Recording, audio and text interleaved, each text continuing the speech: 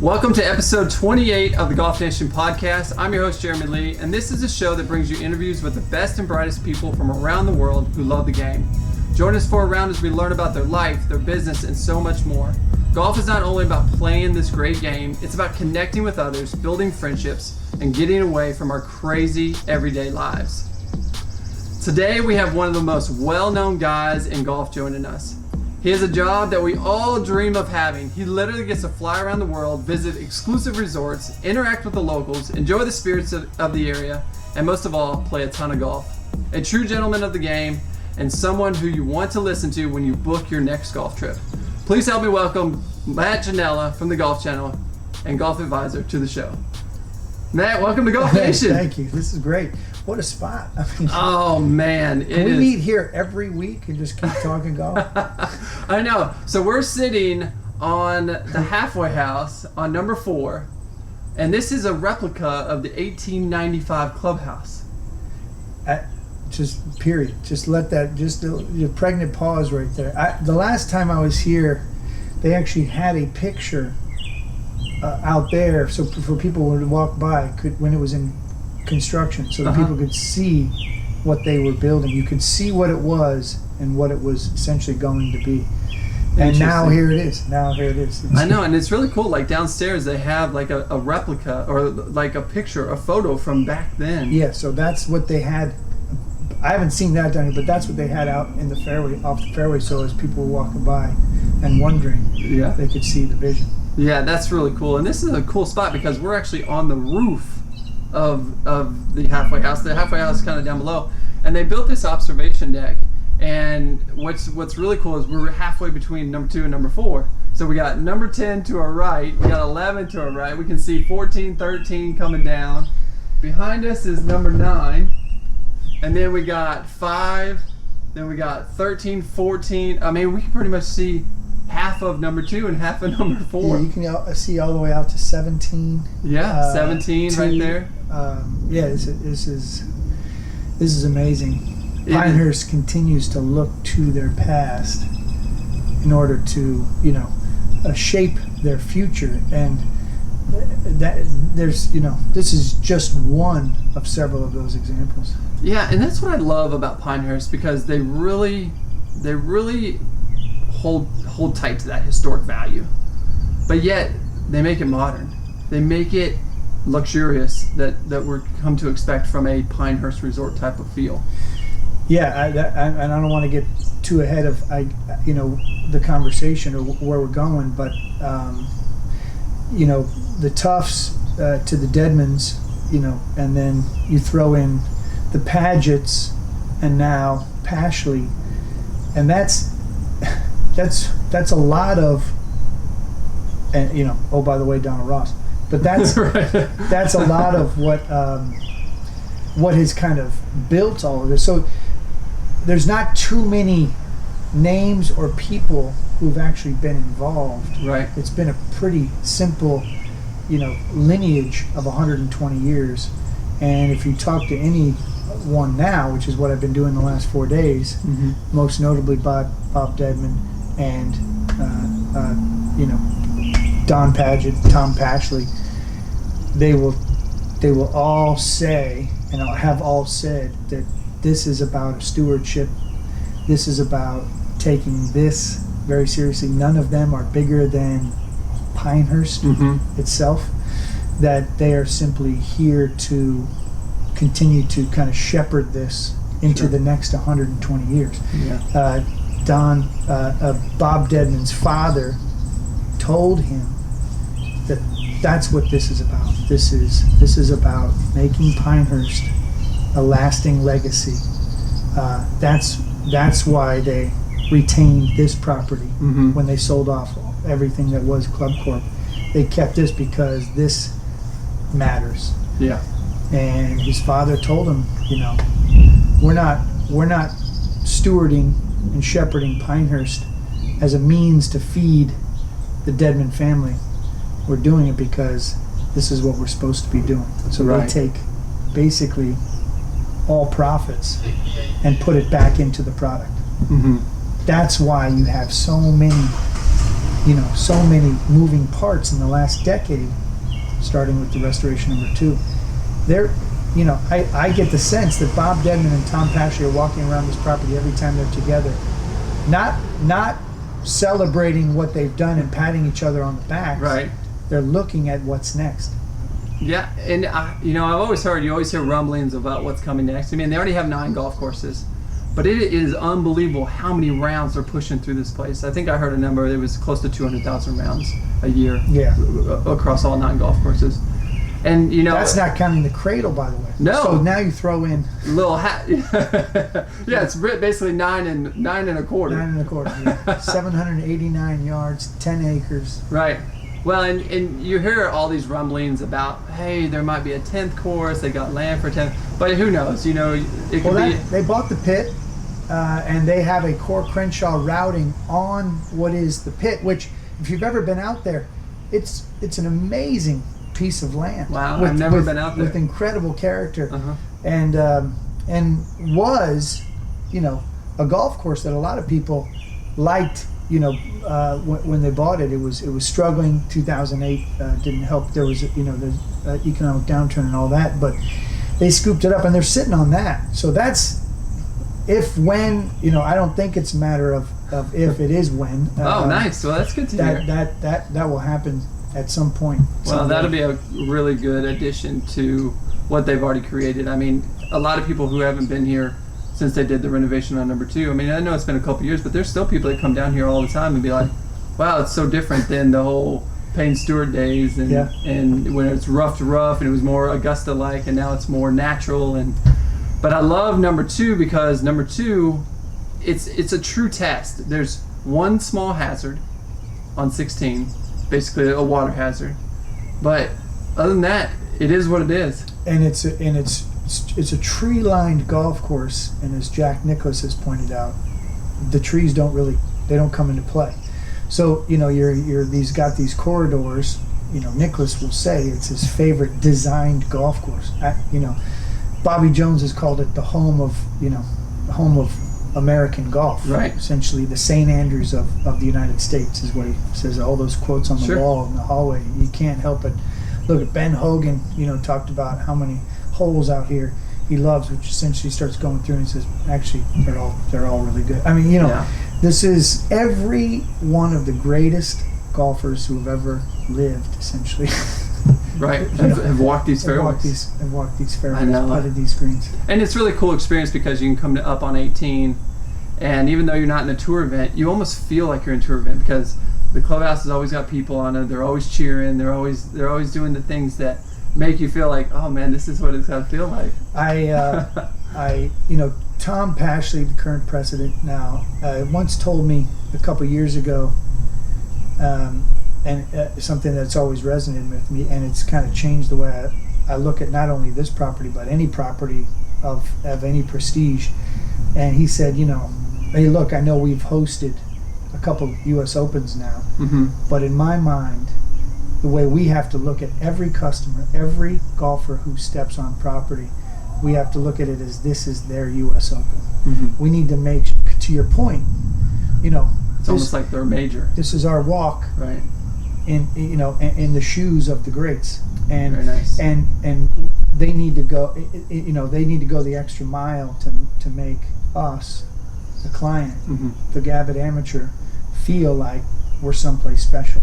Yeah. And if you think about that mindset, that mantra, for a place like this, where in reality they can say, hey, we're pioneers. Sure. Take it or leave it. Give us your money. Right. Check, ching ching, see you later. Right. But I think the reason why people keep coming back is because they have that attitude and that energy. And that's, I always say that, the problem isn't that people charge $550 at Pebble Beach or $450 here for a round of golf. It's that if people pay $450, they don't get a $450 experience. That would be a problem. That's a huge problem. For sure. At least here, if you're going to come and obviously acknowledging the fact that this is a big ticket item. This is, if you're a big game hunter of golf, you're seeking out a round at number 2. The most important thing is at the end of the round, you're not talking about, wow, I just paid $450. You're talking about, wow, what an experience I had. You're taking pictures with the people you played with. You're calling all your friends. You're telling everybody about what it was like to hit the shot on 9, or here's where here's the I birdied the number 5. One of the now a par 5. Or how'd you play number 4? Or that we're shooting it on social media, or we're always sharing it. Oh yeah, of course. Yeah, want to see this that. is all. You're now cool. Exactly. And then you throw in I say Pinehurst is now cool again. It's in vogue. It's where you need to be. And the reason why I know that is the Cradle is so cool. If you've played the Cradle and shared the fact you've played the Cradle, you're cool. Right. If you haven't played the Cradle, I question your coolness.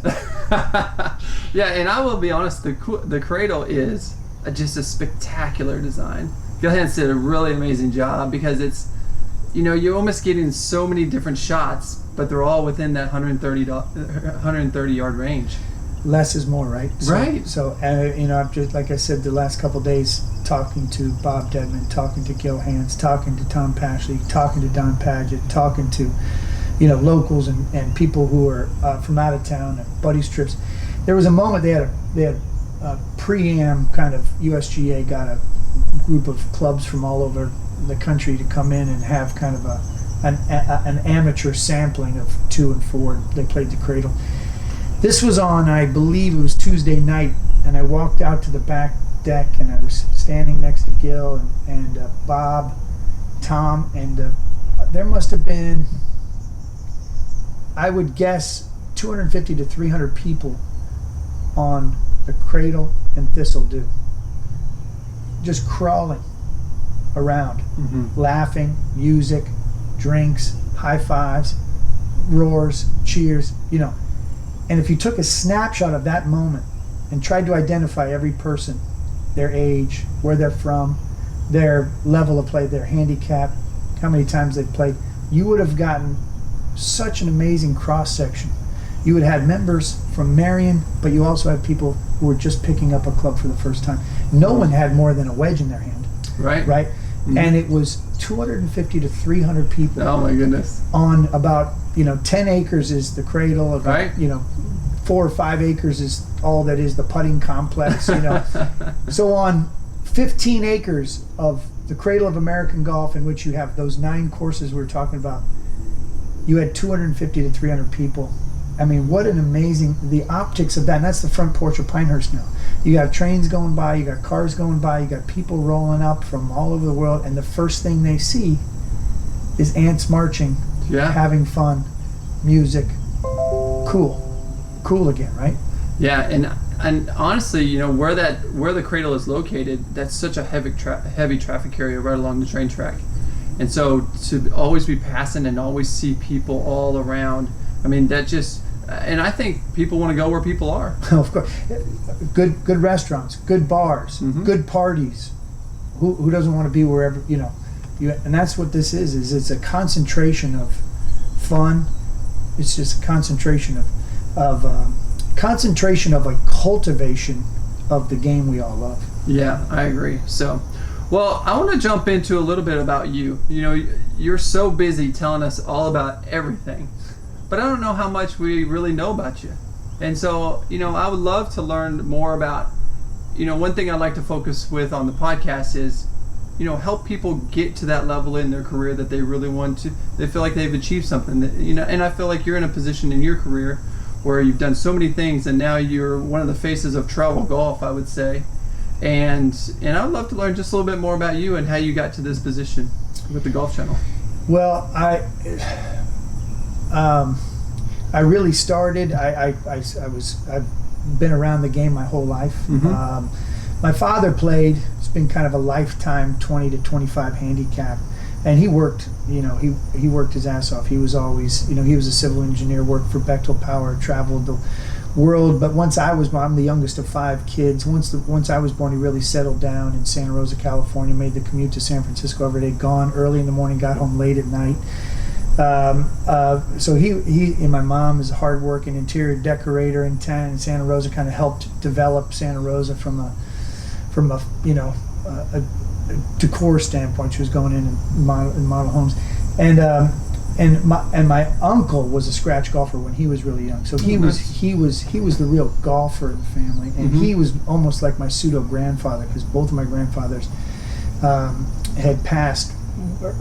One before I was born, the other when I was about 3. So my uncle comes in, Uncle Tony, my mom's brother, and I'll never forget, I got a set of clubs when I was, I don't know, 8 or 9. And I remember him showing me the grip and saying the whole thing starts with the grip. And that, I remember him making such a point about. I'm like, well, it's the only connection to the club. I want to go hit shots. And then my buddy Matt Cohen was an early adopter of golf. He was a real thin kid like myself. Playing different sports wasn't a great thing for him. He wasn't excelling at baseball, soccer, basketball, football. So he was playing golf.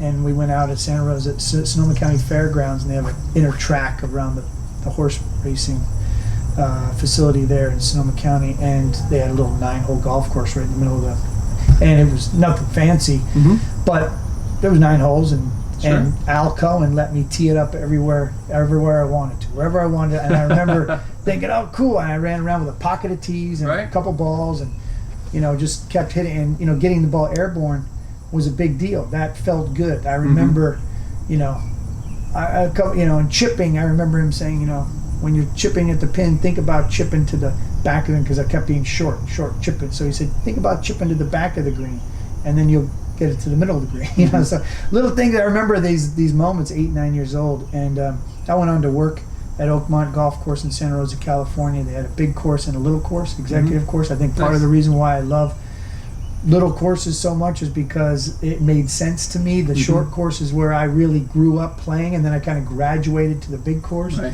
that's why you love the Cradle. I love the Cradle. I love short. I love anything. Who doesn't? No one walks off short courses or the Cradle and saying, you know what, that was a terrible experience. I had too many birdie putts. It was too much fun. No one. That's a problem. That's everybody. It's undefeated, I say, and then I picked ranges, I changed grips, I parked carts, I worked on the maintenance crew for about 4 summers at Oakmont, and I mowed greens, and I loved it. If I wasn't doing what I was doing today, I'd be a superintendent. I had actually got the packet to apply to Penn State's agronomy school. Interesting. Right out of St. Mary's College in Northern California. I played golf my senior year in high school for Cardinal Newman High School in Santa Rosa. I actually was a horseback rider. Had 5 horses. 3-day eventing was my sport. I played golf on the side where I worked in golf, but horseback riding was my real sport. Interesting. And I stopped riding in senior year in high school because I had to kind of make a decision, horses or college. And I said college, and that meant selling off the horses. And got into golf my last semester of my senior year in high school, and I threw all my energy into golf, playing it instead of just working in it, and played on the team, and then played at St. Mary's College because the program was terrible. We had 4 coaches in 4 years. It was a shambles. To play college golf in the early 90s wasn't that hard to do. Compared to post 1996 when Tiger Woods turns pro and starts changing the fabric of golf. Changes the face of golf. And then look no further than what college golf is now to see the greatest impact that Tiger Woods has had, because you can't be a 4 or 5 handicap and play college golf now. You have to be plus 4 or 5. And I got in that last great run of mediocrity of college golfers. So but I loved it. I loved the game, and then I got a job, internship at Sports Illustrated in 1995 right out of college. I had carried cameras for Sports Illustrated at 49er games, knew a couple of the photographers, and made a few phone calls after I graduated. Said, moved to New York. I said, chasing dreams. Anybody need any help? And they called me in the office. They gave me an internship in the photo department for Monday through Friday, Saturday, Sunday, going out and carrying cameras for photographers all over the Northeast. Monday through Friday, I got a non-paid internship in the communications department, where I would deliver covers to all the different networks around New York every Monday night so that they could post who was going to be on the cover that week of Sports Interesting. Illustrated. I emptied trash. I did I did the laundry for the director of photography. I would do anything they asked me to do because I was at Sports Illustrated. And one of the guys, Don. And is that based out of California? No, it's in New York. I New York. moved to New York. New York City. Yeah. Gotcha. I lived in a closet, for a lot of money. It's not cheap to live in New York City. $2,800 a month right out of college. I would, all of my money went to rent, and then I would scrape and claw for everything else. But Don Delaquanti once told me, he said, "Hey, half the battle is getting in the building. Mm-hmm. You're in the Time Life building in, 50th Street, Manhattan. Yeah. Look around. If you see someone who has a job that you like, you're here. You're in the building. You have a chance." So I saw photo editing as something that I really was interested in. And back then there was film. People had to go through bags and bags of film to pick out pictures to go in the magazine. Right. I loved the concept of the visuals. I had carried cameras for photographers. And in 1996, going back to Tiger Woods, Ward Haynes, who was the golf photo editor for the Golf Plus section of Sports Illustrated, which was the insert there started by Mark Mulvoy, the editor of SI, he left. He was leaving. And he said, "I'm going to be gone in a month. I'm going to go do something else. I'll train you to do my job. So come in on Sundays, which is when the action, Sundays and Mondays when the action all happens in golf. I'll teach you how to edit these, teach you about the players and all the, And when he walked in and said, I'm leaving, he said, "By the way, I trained Ginella to do my job." So he would be the obvious choice here. Oh, and very nice. He left the office. They called me in, gave me the job as the golf photo editor. That was the Milwaukee Open, 1996. That's Tiger's first tournament. Tiger's first tournament, bro. So cow. Talk about timing and guys like Ward Haynes, and at that time it was Heinz Klutmeyer, who shot the Miracle on Ice cover of Sports Illustrated 1980 hockey team. He was the director of photography at the time. So Heinz Klutmeyer gave me a chance, and Steve Fine was the deputy director. He gave me a chance. Don Delaquanti had that great sage advice. Ward Haynes taught me how to do his job, and that and I was off and running. Now that I'm at Sports Illustrated, I'm a photo editor. Again, going back into the building, I said, well, the job I really love is the reporting. I'd be out on these events and shepherding film back or working with photographers, and I would see how the writers were reporting their stories. So it was one of the Kentucky Derbies. Cavanier lost at the last second, and I was on the inside rail, and I saw Jerry Bailey talking to the other jockey of Cavanier. Jerry Bailey won, but as they crossed the finish line, Jerry Bailey said to Chris McCarron, "You got it." And he said, "You got it." And they're going back and forth, and I'm watching them as they go by the so I'm a young guy. I get all the film back. I get on a plane in Kentucky, and I'm going back to New York with all the film. And on my plane is Jerry Bailey. He's covered in roses. His wife is there. They're up in the first class section. We get off in Cincinnati for an hour. They said, "You can get off and come back on." Well, I didn't get off. Jerry Bailey didn't get off. I got off and had 2 shots at the bar because I thought I need to get my gumption up to go talk to Jerry. I came back on the plane and sat down next to Jerry Bailey with an empty notebook and said, "Do you mind if I ask you a couple questions?" And so I interviewed Jerry Bailey on the plane. His wife moved, sat behind him, let us have the conversation. I fill a notebook full of notes. I use one of those old cell phones on the plane. Credit cards $25 a second, that you're paying for. Right. I called the office. Worth every penny, though. Called the office and said, "Hey, I just spent time with Jerry Bailey. I got a bunch of notes. What should I do?" They're like, "Well, don't call us. Call Bill Nack. He's writing the story. Give him your notes."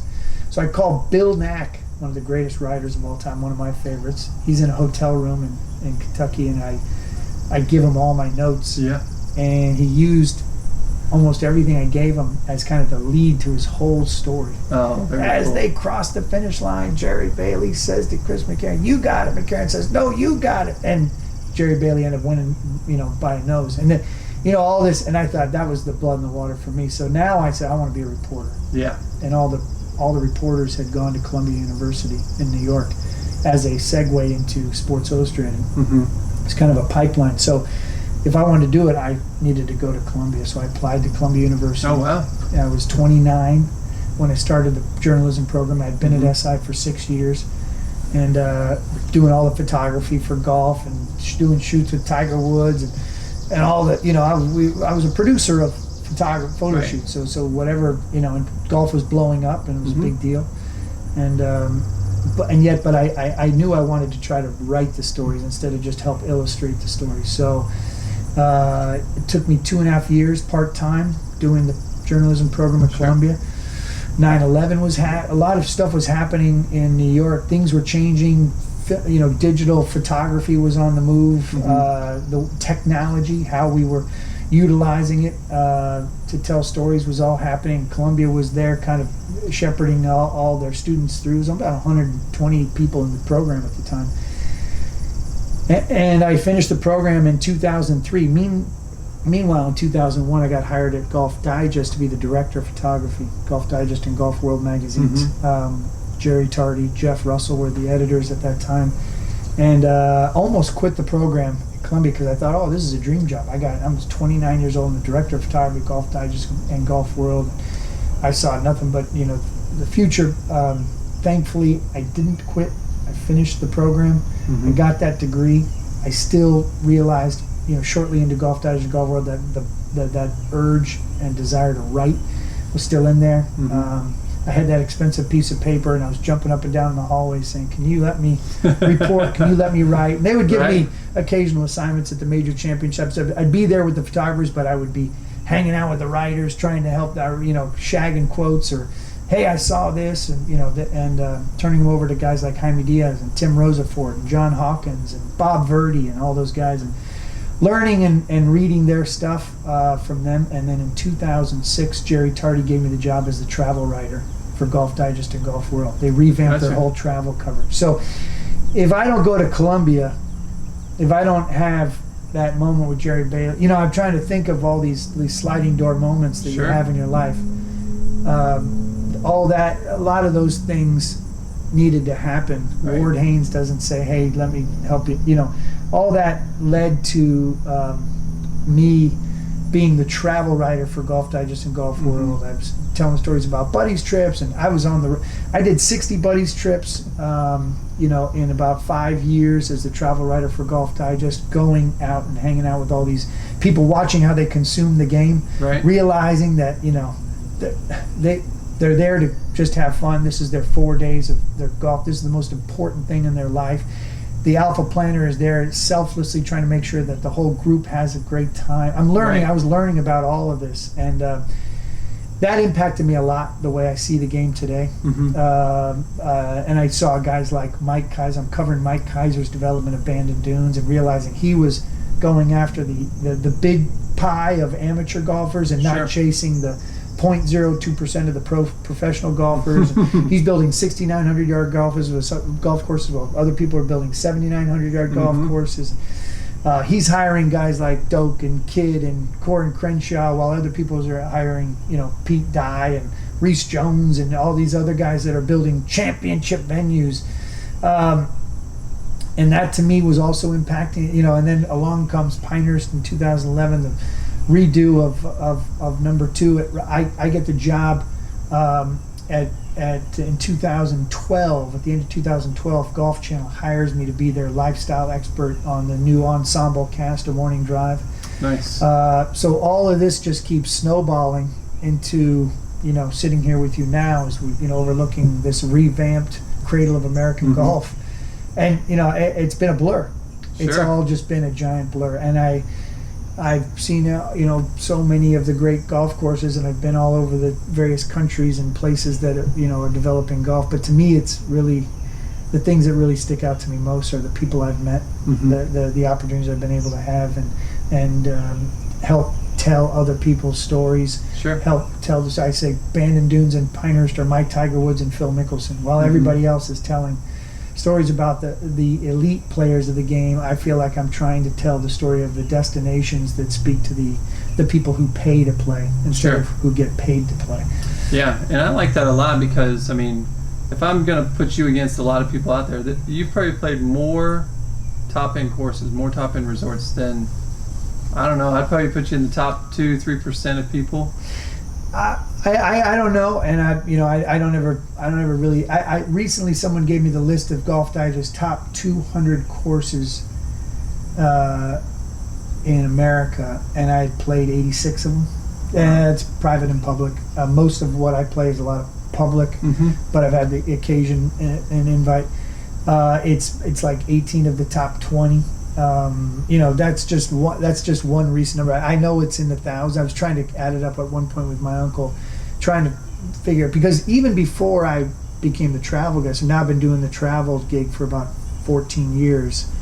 Even before I was doing that, I was traveling a lot as the golf photo editor, so going to all the major venues, all the tournaments. Or I was on the road. I've been on the road for 200 days a year for about 15, 16 years. Yeah, and now you got a family. Yeah. How's that play? Does that make it a little bit more difficult? My 2-year-old has been to 29 states, four countries, been to Bahamas twice, Mexico twice, Ireland, Mexico 3 times, Ireland, U.S. He's world travel, got a passport, that too. and he's been on about 180 flights. Wow. So it's been fun because they've been coming with me a lot. Now that he's 2, we got to buy him a seat. And my wife has 3 kids also, and her daughter, 15-year-old daughter, is now with us full time. So their travel is going to slow down, and as I get more attached to that family, I'm sure you can appreciate, it's going to get harder and harder to say goodbye. Harder and harder to. It's tough. It's harder and harder to say goodbye, and harder to take them with you. So, I'm almost 48 years old. At some point, I'm going to have to, someday slow down. But right now, my wife knew, she was marrying a travel guy, and she's super supportive. I try not to be gone for more than 5 days in a row. Right. I try to at least 5 days on the road. Then I want to be home for 3 days. And Golf Channel and Golf Advisor has been great in terms of working with me on trying to make sure that this is something that's sustainable, not just short term but long term. And I'm not really worried about, I don't really try not to think about that, because we look at it as everything's an adventure. They do still come with me from time to time. We're seeing some of the greatest places on earth. Oh, man. There's nothing better than traveling the world playing golf. So I always say there's no better education than travel. There's no better way of learning about different cultures, and different people, and different foods, and different music, and different, everything by then getting in a plane and going and seeing for yourself, which is something I need to do better of. But when you're raising 5 girls like me, that tends to get a little difficult. Tough. Get in the car, I guess. Big car. Yeah, get us an RV or something. Big car. Well, let's talk a little bit about. You're here in Pinehurst. What brought you here to Pinehurst this time with Golf Advisor and the Golf Channel? We're doing another Golf Advisor round trip 30-minute show showcasing. Really, my philosophy has always been, I'm here to be the microphone. I'm here to help tell the story of the place I'm at through the people who are responsible for the development of that place. So if I'm going to Big Cedar Lodge, I want to tell the Johnny Morris story, which is an amazing story. If I'm coming to Pinehurst, I want to tell the Bob Dedman, Don Paget, Tom Pashley story. I want to tell Gil Hance, Core Crenshaw. This is their story. I'm just here as a microphone. I'm here to let people. My 3 goals are to inform, to inspire, and if possible, entertain. But informing to me is the number one. I want anybody who watches anything I do to be smarter about the world around them. And then if I can inspire them, if it works for them, if there's the visuals or they hear something or learn something or see something that says, wow, let me get up off the couch and let me go to my computer and find out a little bit more. What's the best? Can I go? Should I go there? Can I inspire them to do some to book a trip? Those are my 2 objectives: inform, inspire. And if along the way something funny happens or whatever, we can entertain in some way, shape, or form, then great. But my team and I. That's the way we look at what we're doing. Right. That's our goals. Yeah, and didn't you? So we got the Open coming up, and didn't you do a little segment with those guys over there? in Northern Ireland. In Northern Ireland? Oh yeah. Yeah, with the caddies, right? I did. Well, I did Port Rush. I spent some time in Port Rush, Port Stewart, Ardglass, Harbor Bar. I chugged a beer with Crazy Willie at the Harbor Bar. And I played a little bit with Graham McDowell's brother, who's on the maintenance staff at Port Rush. And I did, let's see, the Titanic Museum in Belfast, which is amazing. I got to hang out with the dire wolves of Game of Thrones. You know, all the Game of Thrones was shot in Northern Ireland, so a lot of people go and see the castles and do it with the dire wolves, which is an amazing experience. You know, Northern Ireland has just, gone crazy in terms of tourism because, in large part, Game of Thrones. A lot of people trying to go there and see where it all goes down, and not to mention sort of this renaissance of Belfast as a city. And Titanic Museum gets over 1 million visitors a year now. The Cliffs of Moher, the Giant's Causeway, this Open Championship, going to Ireland, Northern Ireland, and now just having the Irish Open at Lahinch, and all the major championships that guys like Harrington and Rory and Darren Clark and Graham McDowell have won. All of that just has fed this exposure of all that's great about Ireland and Northern Ireland, and it's really cool to see it get its due. Oh yeah, and it's going to be interesting. So there's so many good storylines going into the Open, and I want to kind of get into who you think's who you kind of feel is gonna pull it out. But I'm looking at a lot of different players for the Open, and I've been on the Brooks bandwagon for a while. And so I heard some stories about how his caddy is like the go-to caddy for Port Rush or Royal Port Rush. And then you got people like Graham McDowell. And with Graham McDowell, he grew up there. That would be, even though he won the Open at Pebble, if he won the U.S. Open at Pebble, if he won the Open at Royal Port Rush, that would probably be the highlight of his career. Well, and the Northern Ireland would actually just break off from Ireland. It would literally, the top would come off of the Republic of Ireland, and Northern Ireland would just be floating around somewhere in the Atlantic. I mean, any one of them. If Rory wins, if Graham wins, if Ricky Roberts, I'll never forget. I was at Erin Hills, and I had just done something on Port Stewart, and they pulled me aside. And he says. Two things he told me. He said, my guy's never been hitting a driver as good as he is now. So I won about $4,000 on Brooks Koepka winning at Erin Hills, because right after I left, I said, I'll put a few bucks on Koepka to win the U.S. Open because of Ricky Roberts. And he said, but he also said, you're missing the story about Port Stewart. The front nine at Port Stewart might be the greatest sort of 9 holes in links golf in Northern Ireland. So it's just a tremendous use of the Dunes land out there, and apparently it's designed by Graham McDowell's old math teacher, who kind of went out and did it for a couple pints of beer. I mean, he laid it all out and designed it, and Ricky is the one who told me that story. So that's a really cool, that would be, Brooks has definitely an unfair advantage in Ricky Roberts as his caddy, if he needs that, right? Yeah, exactly. Well, and I think technically Rory right now is the favorite, which would make sense. I mean, he shot the course record when he was like 15 years old. If you Google Rory McIlroy Royal Port Rush, probably get the round. I think he shot 63, or some ridiculous number. He was 15 years old. They've got highlights of the round. Him talking about the round afterwards. It's amazing. So, he's got to feel pretty comfortable there. Yeah. So that would be that's my pick, honestly. I think Rory is, not that I'm going on much of a limb there, but I do think I like his chances there. I think the way he's been trending in terms of his game, he's got to feel comfortable there. And then, can you imagine that as an exclamation point on the year that's been so far? Yeah, he's had a really incredible year. I mean, I saw some of his stats. Out of 13 tournaments, he's been in the top 10 on 10 of them. So he wins the wins. He wins the Players. Right. Tiger wins the Masters. Brooks wins the PGA. Gary Woodland wins the U.S. Open. And can you imagine if Rory then comes back around and wins the Open Championship? It'll be quite spectacular. Quite spectacular. In 2019, at venues like Pebble, Bethpage, obviously Augusta National, now Royal Portrush, Sawgrass. Yeah. It would be, I think there's with Tiger winning the Masters, we have this, another kind of tsunami of interest in the game of golf.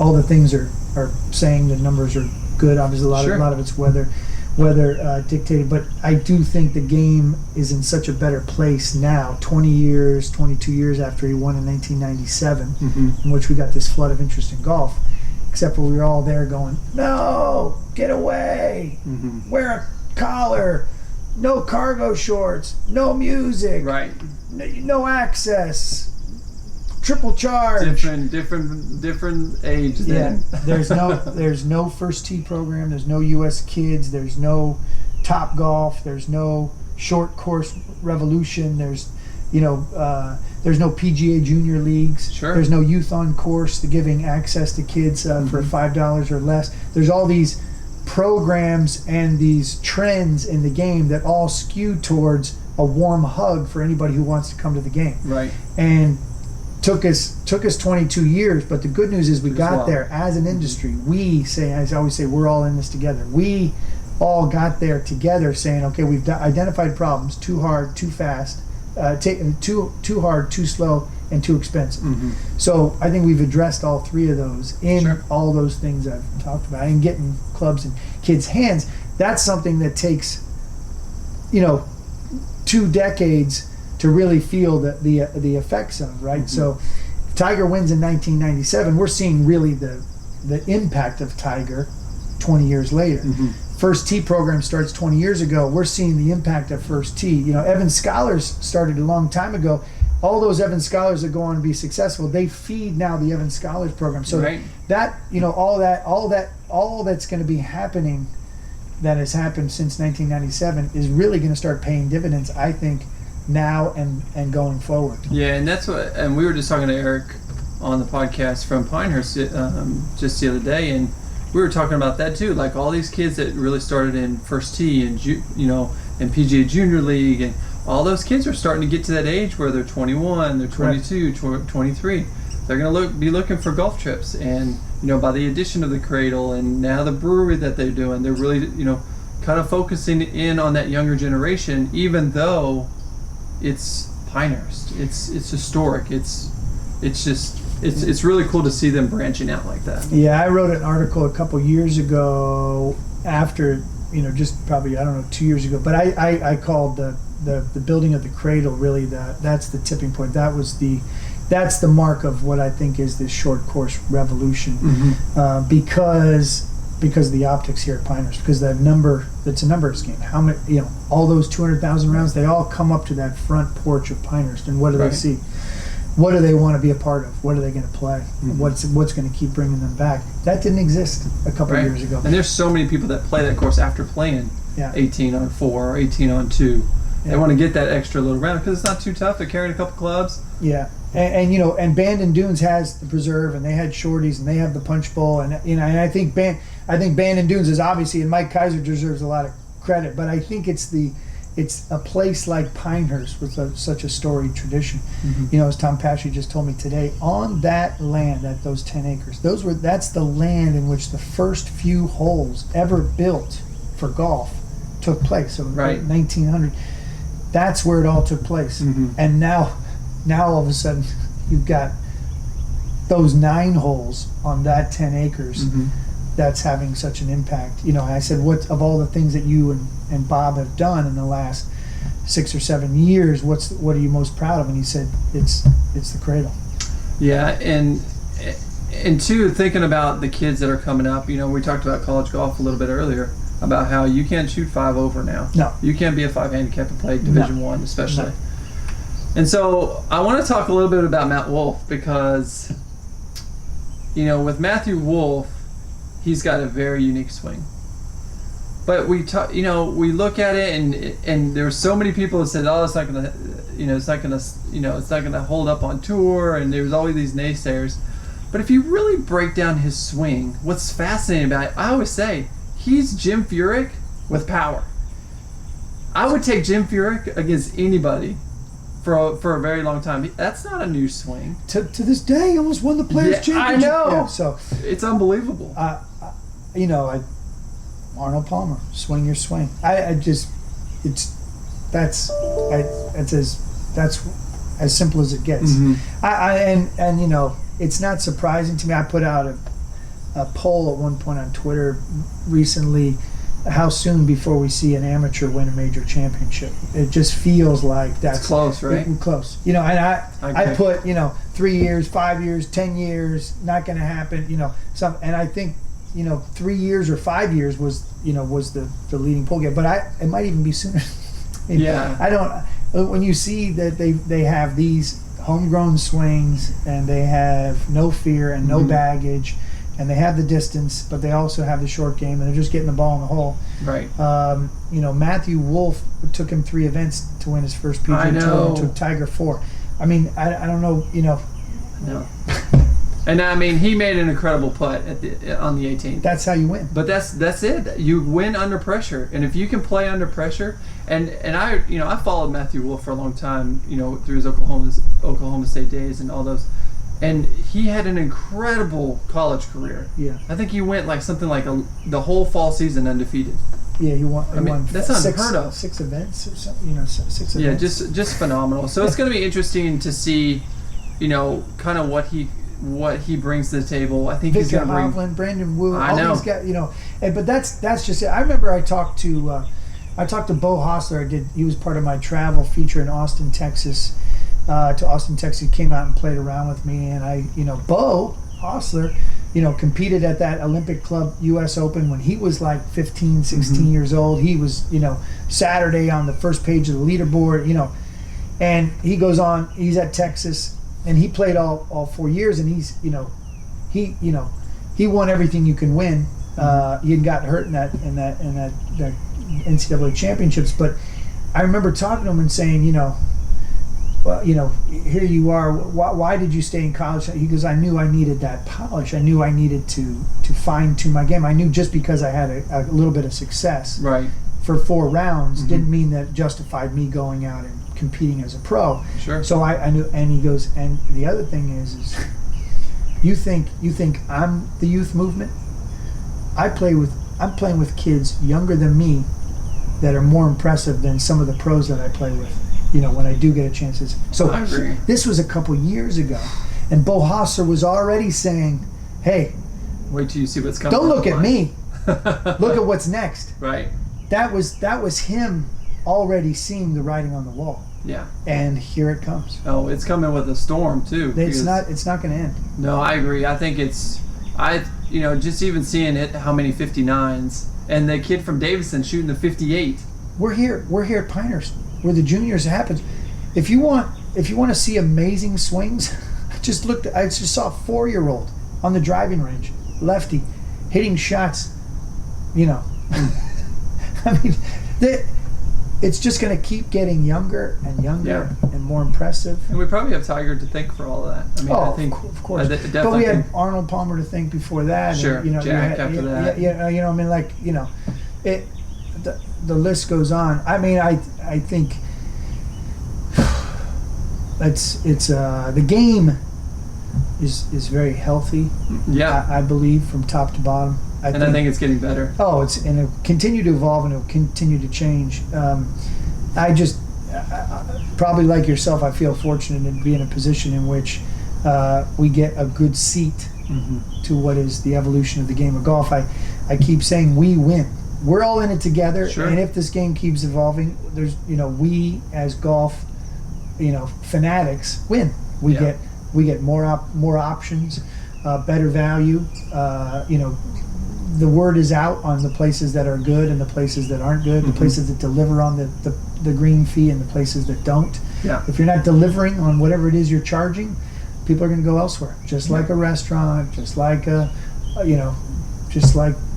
car. If the car isn't working, you're going to go get another car. Right. And you gradually start at an inexpensive car, and by the time you're in your 50s, you're at a higher priced car. You move up the ladder of quality, and so that all of that's happening in the game of golf. Yeah, and it's exciting to see. I think we went through that time period where we were all questioning.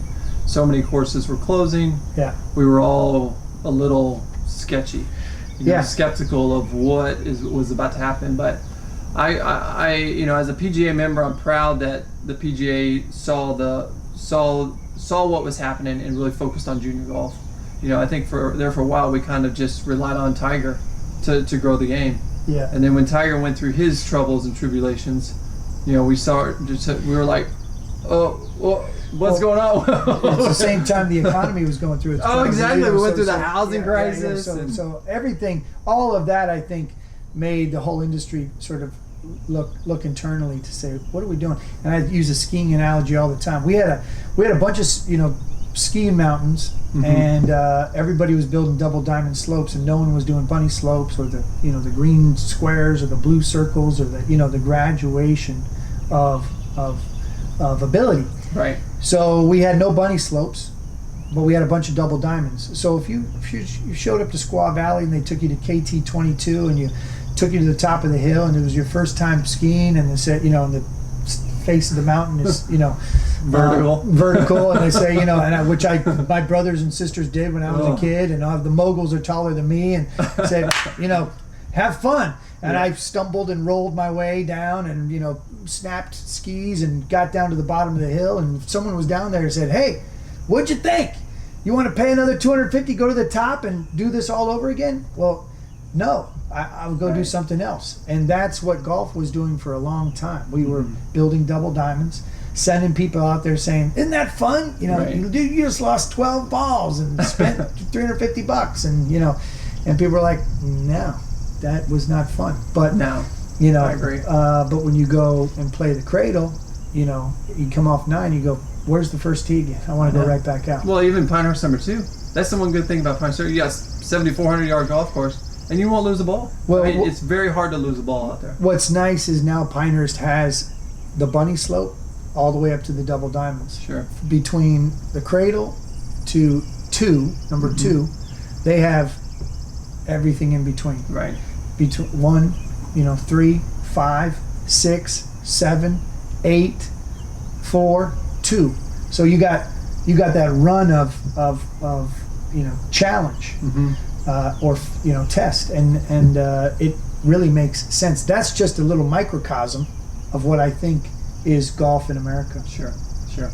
Well, Matt, I know you got so much. You're trying to get a plane out of here tomorrow, and you got a lot going on. So I want to kind of close this out on the show. But man, I can't thank you enough for coming on the podcast, saying hello to Golf Nation. Yeah. We're really trying to do some special things with this, and we're kind of doing what you're doing. We want to highlight things that are happening on the level of just everyday play.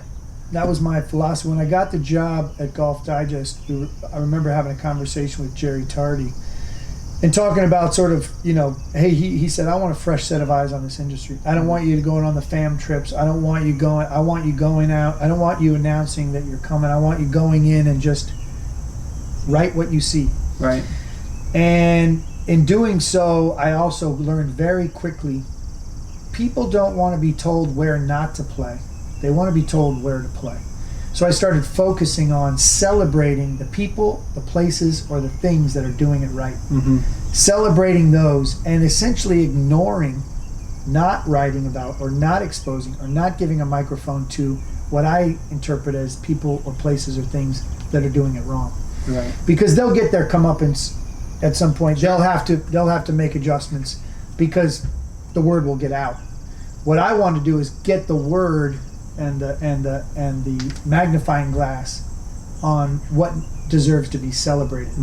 Things like short courses, things like youth on course. From Northern California Golf Association now it's set 30 states in the entire country of Canada that gives kids, less than $5. Those are the kind of things, programs that you like. Okay, I can glom onto this. Right. And that philosophy, what you're talking about, or so what I try to focus on, celebrating the good, is such a more refreshing way of looking at the game.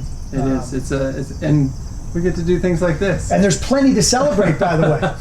Yeah. All I know is I spent 200 days a year for the last 12 or 13 years trying to celebrate all the good. And by the way, I could do another 12 or 13 years and another 200 days a year on the road and still have more to talk about. Well, I agree there. Well, you got a family now, so as they tend to get older, that's going to get a little bit tougher. Well, I hope they come along with me, and I hope the little guy plays, and that's he's already swinging and he's breaking stuff around the house already too. So well, very cool, very cool. Well, Golf Nation, thank you so much. All your support is just amazing. Make sure you check out our YouTube channel at Golf Nation Podcast. And Instagram. Make sure you follow us there at Golf Nation Podcast as well. You can check us out on Facebook or LinkedIn at Golf Nation Pod. Don't forget about our awesome contest that we have coming up. You got until Sunday of the Open. So all you have to do, if you're going to name the West Coast IPA here at the Pinehurst Brewing Company, which is part of the Pinehurst Resort, make sure you like this post. You follow Golf Nation Podcast, you follow the Brewing Company, you follow Pinehurst Resort. Make sure that you put the name of your IPA in the comment section. And I got even better news now.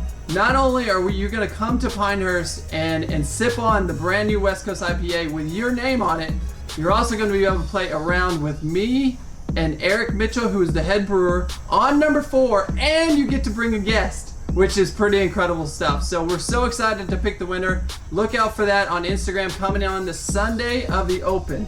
So Matt, I'm signing up. Oh, I'm signing up. I'm trying to think of what I would call my West Coast IPA.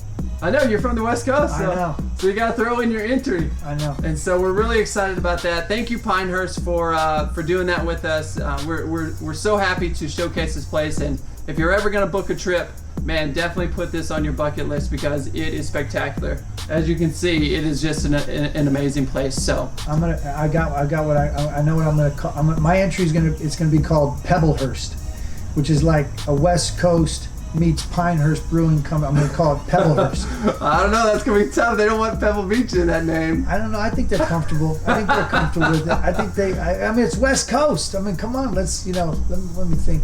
Yeah, I'm gonna go with Pebblehurst. All right. I'll roll the dice. Well, we're gonna look for that entry on Instagram. But thank you again. But until we see you again, learn as much as you can, live your life to the fullest, play golf forever. I'm Jeremy Lee. This is the Golf Nation Podcast, and we'll see you on the tee.